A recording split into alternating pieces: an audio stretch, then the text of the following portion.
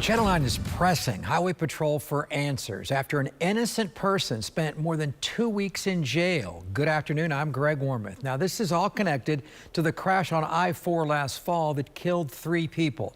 They shut the highway down a few months ago to recreate what happened. It turns out they arrested the wrong person. Channel 9's Nick Pampantonis is live at FHP headquarters. Nick, a former officer said there needs to be an internal investigation here. He said that investigators, troopers in this case, missed some basic evidence and steps that was all kind of laid out right in front of them. Had he said they'd done a little bit more digging here. The FHP actually brought in a more senior team of investigators after prosecutors told them their case was full of holes. This investigation was confirmation bias from the start. Former Orlando officer Bill Moore said there was a checklist he ran through every time he responded to a traffic crash during his 21-year career. He said that didn't appear to happen in October, when a car caused a crash that killed 3 people and drove off.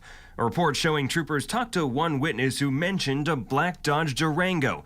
It said they found one on a license plate reader, said there were some smudges on it, and arrested the car's driver.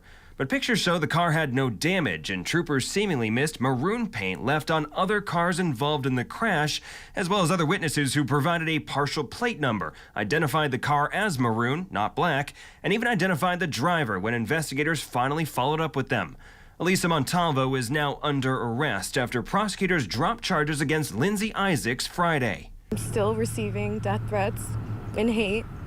It's very hard. When it's nighttime out, these dark colored vehicles, they look very similar. So what probably would have been a better thing to do is look at all Durangos that may have been on that flock camera. How pervasive is confirmation bias in law enforcement? I can tell you as a field training officer, I always trained about that concept.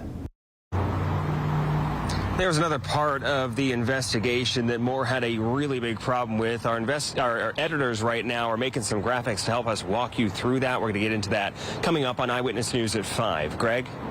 And Nick, before you go, I think a lot of people are wondering, the 23-year-old's life, the original person that was fingered in this instance, her life basically ruined when she was arrested back in April. Does she have any legal recourse moving forward against FHP?